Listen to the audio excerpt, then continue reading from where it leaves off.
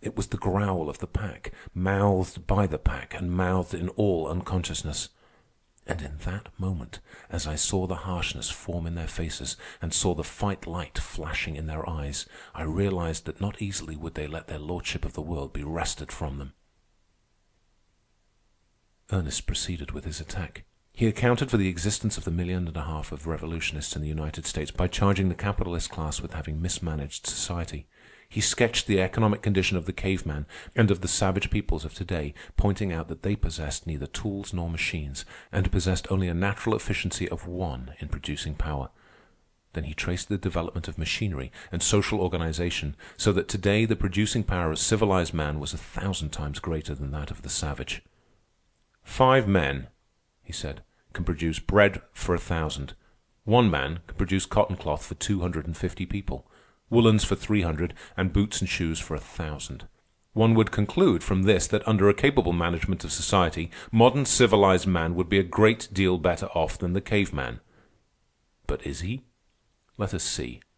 In the United States today, there are 15 million people living in poverty, and by poverty is meant that condition in life in which, through lack of food and adequate shelter, the mere standard of working efficiency cannot be maintained. In the United States today, in spite of all your so-called labor legislation, there are 3 millions of child laborers. In 12 years, their numbers have been doubled.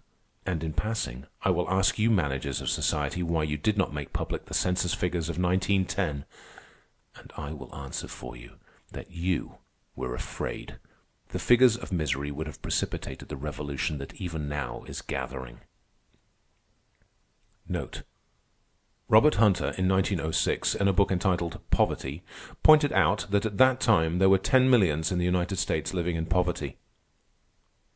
Note: in the United States Census of 1900, the last census the figures of which were made public, the number of child laborers was placed at 1,752,187. But to return to my indictment, if modern man's producing power is 1,000 times greater than that of the caveman, why then, in the United States today, are there 15 million people who are not properly sheltered and properly fed?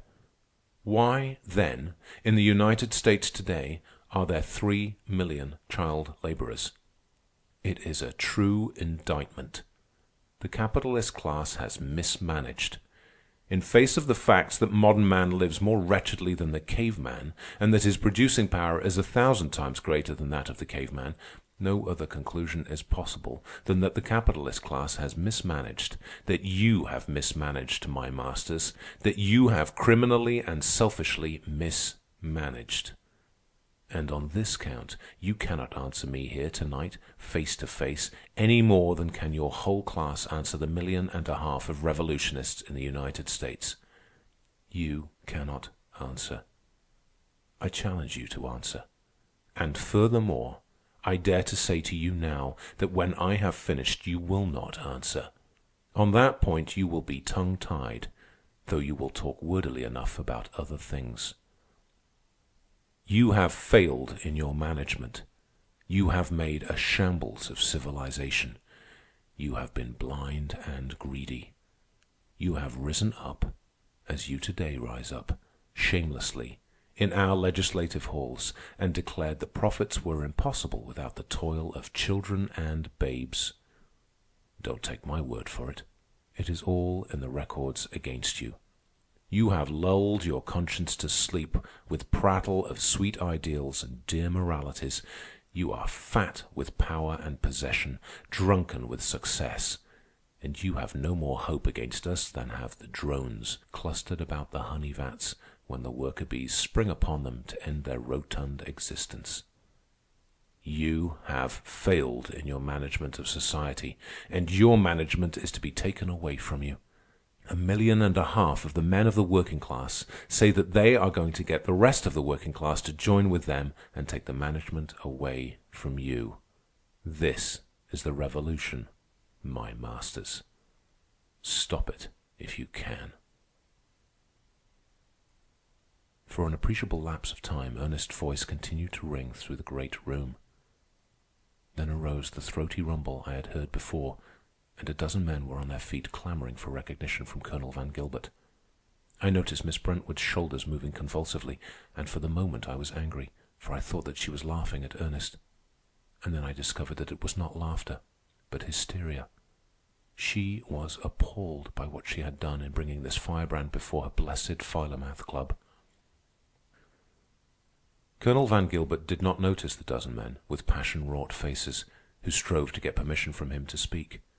His own face was passion-wrought. He sprang to his feet, waving his arms, and for a moment could utter only incoherent sounds. Then speech poured from him. But it was not the speech of a $100,000 lawyer, nor was the rhetoric old-fashioned. "Fallacy upon fallacy," he cried. "Never in all my life have I heard so many fallacies uttered in one short hour. And besides, young man, I must tell you that you have said nothing new. I learned all that at college before you were born. Jean-Jacques Rousseau enunciated your socialistic theory nearly 2 centuries ago. A return to the soil, forsooth. Reversion. Our biology teaches the absurdity of it. It has been truly said that a little learning is a dangerous thing, and you have exemplified it tonight with your madcap theories. Fallacy upon fallacy. I was never so nauseated in my life with overplus of fallacy. That for your immature generalizations and childish reasonings." He snapped his fingers contemptuously and proceeded to sit down. There were lip exclamations of approval on the part of the women, and hoarser notes of confirmation came from the men. As for the dozen men who were clamoring for the floor, half of them began speaking at once. The confusion and babble was indescribable. Never had Mrs. Pertonwaithe's spacious walls beheld such a spectacle.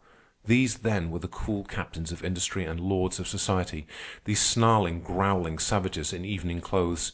Truly, Ernest had shaken them when he stretched out his hands for their money-bags, his hands that had appeared in their eyes as the hands of the 1,500,000 revolutionists. But Ernest never lost his head in a situation. Before Colonel Van Gilbert had succeeded in sitting down, Ernest was on his feet and had sprung forward. "One at a time," he roared at them. The sound arose from his great lungs and dominated the human tempest. By sheer compulsion of personality, he commanded silence. "One at a time," he repeated softly. "Let me answer Colonel Van Gilbert. After that, the rest of you can come at me. But one at a time, remember. No mass plays here. This is not a football field. As for you," he went on, turning toward Colonel Van Gilbert, "you have replied to nothing I have said. You have merely made a few excited and dogmatic assertions about my mental caliber. That may serve you in your business, but you can't talk to me like that. I am not a working man, cap in hand, asking you to increase my wages or to protect me from the machine at which I work. You cannot be dogmatic with truth when you deal with me. Save that for dealing with your wage slaves. They will not dare reply to you because you hold their bread and butter, their lives in your hands. As for this return to nature that you say you learned at college before I was born, permit me to point out that on the face of it you cannot have learned anything since. Socialism has no more to do with the state of nature than has differential calculus with a Bible class. I have called your class stupid when outside the realm of business. You, sir, have brilliantly exemplified my statement." This terrible castigation of her $100,000 lawyer was too much for Miss Brentwood's nerves. Her hysteria became violent, and she was helped, weeping and laughing, out of the room. It was just as well, for there was worse to follow. "Don't take my word for it," Ernest continued, when the interruption had been led away. "Your own authorities with one unanimous voice will prove you stupid. Your own hired purveyors of knowledge will tell you that you are wrong. Go to your meekest little assistant instructor of sociology and ask him what is the difference between Rousseau's theory of the return to nature and the theory of socialism. Ask your greatest orthodox bourgeois political economists and sociologists. Question through the pages of every textbook written on the subject and stored on the shelves of your subsidized libraries. And from one and all the answer will be that there is nothing congruous between the return to nature and socialism. On the other hand, the unanimous affirmative answer will be that the return to nature and socialism are diametrically opposed to each other. As I say, don't take my word for it. The record of your stupidity is there in the books, your own books that you never read. And so far as your stupidity is concerned, you are but the exemplar of your class.